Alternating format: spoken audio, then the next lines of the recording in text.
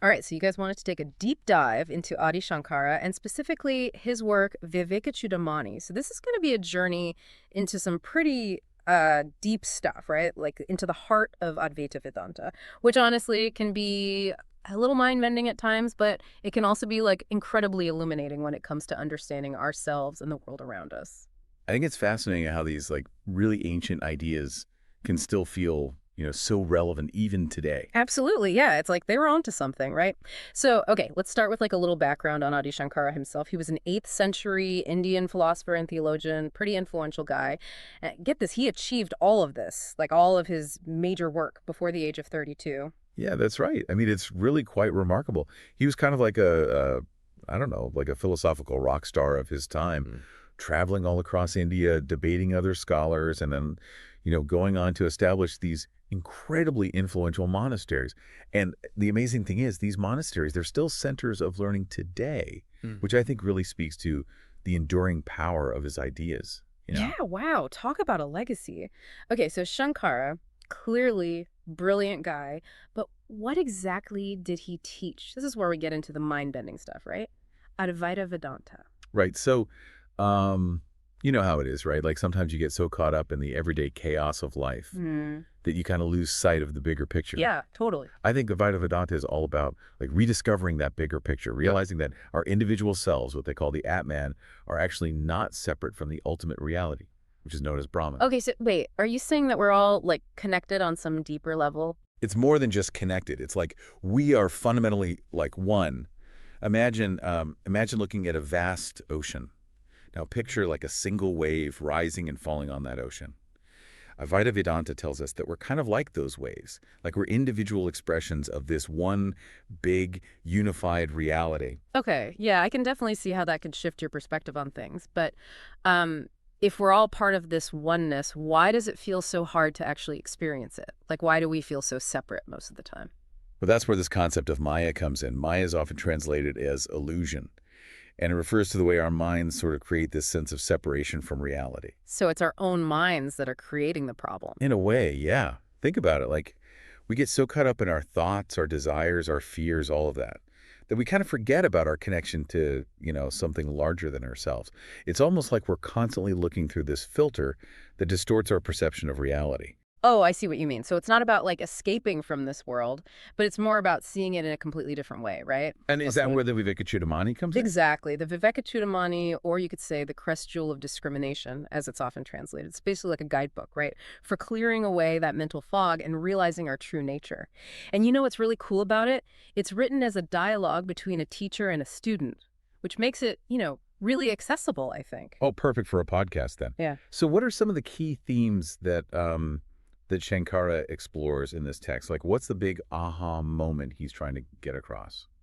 Well, I'd say he starts by emphasizing the importance of viveka, which is discrimination, or you could also say discernment. It's about learning to see through the illusion of Maya, right? Mm. And recognizing the difference between what's eternal and what's temporary, what's real and what's just a product of our minds. Ah, okay. So, Mm. so it's not just about understanding these concepts, intellectually. It's about actually putting them into practice in our lives. Absolutely. And this idea of viveka, it's incredibly relevant to modern life. I mean, think about it. We're bombarded with so much information these days, so many distractions. So the question becomes, how do we discern what's truly valuable? What's worth our time and attention? And that's where viveka comes in. You see, it's like developing this mental filter that helps us navigate the complexities of the world. That makes total sense, especially in like the digital age, right? Yeah. We're all dealing with information overload constantly. It's like we need to become experts at filtering and prioritizing, like you said. Exactly. And that's just, one example of how the Vivekacūḍāmaṇi offers some really practical wisdom for navigating the challenges that we face today. Yeah, this is already blowing my mind a little bit. So we've got this concept of viveka, which is discrimination, but I'm guessing there's more to it than just learning to discriminate, right? What Hmm. else does Shankara highlight as being essential for this journey of self-realization? Well, another crucial element is viraja, which is often translated as renunciation or detachment. But it's not about, giving up all your possessions and becoming a monk or anything like that.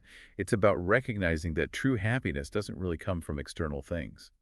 So Vairagya is about detaching from those desires and attachments that kind of keep us feeling incomplete, inadequate, or constantly chasing after something we think we lack. So like not needing the newest phone or, getting caught up in all the drama on social media. Precisely. Those things might offer, some temporary satisfaction, but they don't really bring lasting fulfillment. Yeah, it's funny how these ancient ideas can feel so relevant to like our modern day struggle. So we've got viveka, which is discrimination, to help us see through the illusion, and vairagya, which is renunciation, to help us detach from the things that keep us trapped in that illusion.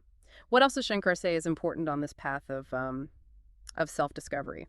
Well, he talks about what he calls the four qualities of a seeker, which are essentially the characteristics that make someone, ready to embark on this journey of self-realization. Four qualities of a seeker. Huh. That sounds kind of intriguing. Is it like a checklist for spiritual enlightenment or something? Well, yeah, you could say that. So the first one, as we've already discussed, is viveka, discrimination. The second one is vairagya, attachment. And then there's shat sampat, which translates to six treasures. Six treasures, huh? Now this is getting interesting. So what are these treasures exactly? So think of them as kind of like inner qualities, Hmm. that really support this whole journey of self-realization. The first one is control of the mind. Then you've got concentration, withdrawal of the senses from external objects, forbearance, faith, and composure. Okay, so it's not just about like understanding the philosophy, right? It's about actually cultivating these inner strengths as well. It's almost like, I don't know, like training for a marathon or something. But instead of physical strength, you're building mental and emotional resilience. Yeah, I like that. Great analogy. And then finally, you've got mumukshutva, which is basically this like intense longing for liberation, this burning desire to really know your true self. Okay, so it's not something you just like stumble onto accidentally. You have to be actively seeking it out. But let's say someone does possess these four qualities. What happens next? Do they just like sit down and meditate until they reach enlightenment? Well, meditation is definitely a, core practice. Yeah. But Shankara also emphasizes the importance of having a guru, a spiritual teacher. Ah, okay, so it's not like a solo mission. That makes sense. Having a guide who's already, walked the path can make all the difference. It's kind of like having a Sherpa when you're trying to climb Mount Everest. They've been there, they know the terrain, they can help you avoid all the pitfalls along the way. Exactly. But in this case, remember, the mountain you're climbing is your own mind. And speaking of meditation, that's one of the most powerful tools that Shankara recommends for quieting the mind and Yeah. and really starting to experience that connection to the greater reality. Okay. Yeah, that's not too surprising, I guess. Meditation seems to be the go-to solution for everything these days. But how does meditation specifically help with this whole like Advaita Vedanta thing? Well, think about it this way. When you meditate, you're basically training your mind to become still, to observe your thoughts and desires without getting carried away by them. So it's like hitting the pause button on the illusion machine. Exactly. And in those moments of stillness, you start to get a glimpse of what lies beyond the mind, beyond the illusion. You start to experience that sense of unity, of oneness that Shankara is talking about. But remember, meditation is only one piece of the puzzle. Right, right. You mentioned ethical behavior earlier. So being a good person like helps you achieve enlightenment. Well, it's not about, earning brownie points with the universe or anything. It's more about recognizing that your actions, your words, even your thoughts, they all create ripples in this interconnected reality. So if I'm like acting selfishly or hurting others, it's because I'm still operating under that illusion of separateness. Precisely. Ethical behavior then becomes this natural expression of that understanding, rather than just a set of rules you're trying to follow. Yeah, that makes a lot of sense. It's like realizing that we're all in this together, so why not be kind and compassionate? Okay, so we've got meditation, we've got ethical behavior. What other practical advice does Shankara offer in the Vivekacūḍāmaṇi?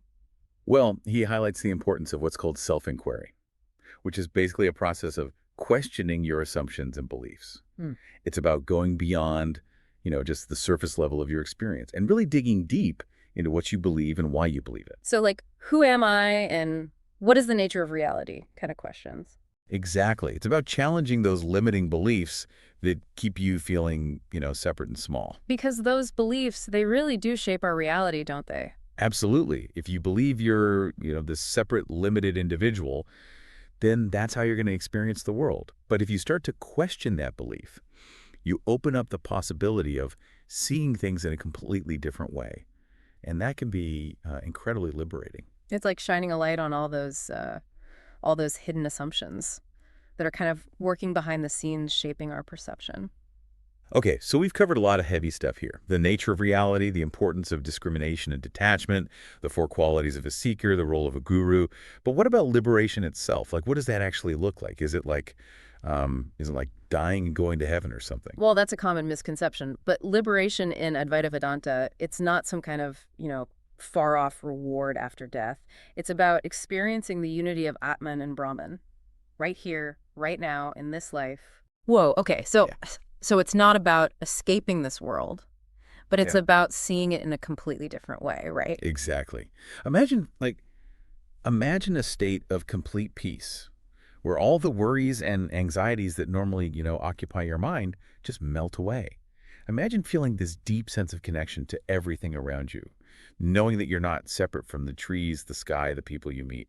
Wow, that sounds incredible. But I have to ask, if our true selves are already one with this infinite, blissful reality, then why does it feel so hard to actually experience that? What gets in the way? Yeah, that's the million-dollar question. I mean, the Vivekacūḍāmaṇi is not just a collection of, abstract ideas. It's meant to be a practical guide Hmm. to living a better life, even if you're not, aiming for full-blown enlightenment. All the things we've been talking about, meditation, ethical behavior, self-inquiry, these are all tools that we can use to clear away the mental fog and experience more peace, more connection, more clarity in our everyday lives.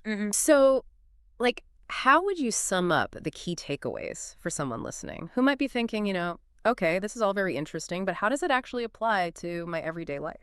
I'd say the Vivekacūḍāmaṇi is really an invitation to look beyond the surface level of our experience and to question those assumptions that shape our reality. It encourages us to cultivate mindfulness, through practices like meditation.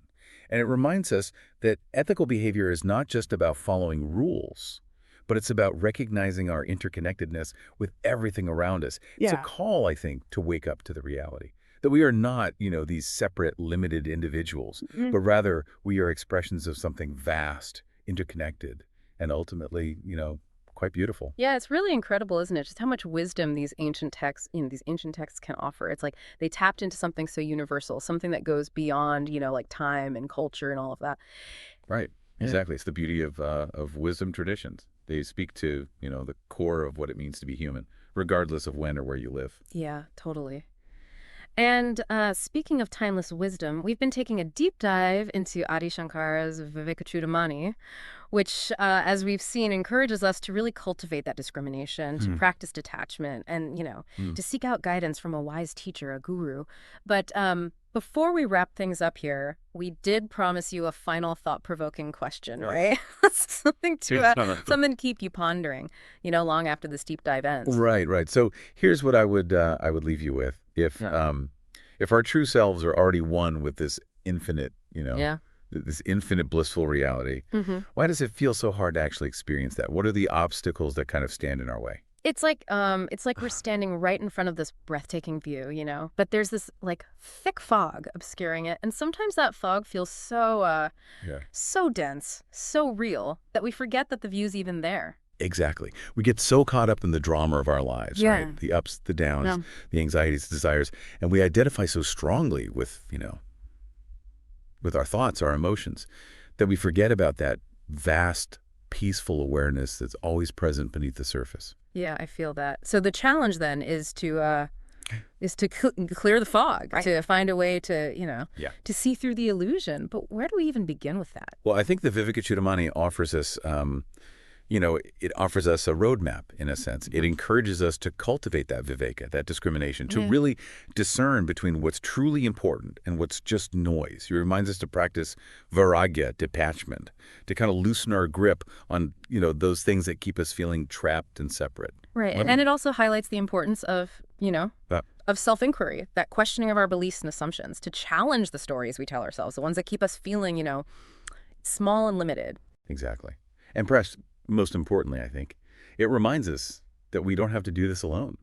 The path of self-discovery, it's often made easier, with the guidance of a wise teacher, someone who's already walked the path and can offer support and direction. Yeah, I think that's a really important point. Well, this has been an incredibly insightful journey, I think, and I hope you guys feel inspired to, to continue exploring these ideas. Maybe even pick up a copy of the Vivekacūḍāmaṇi yourself Yeah.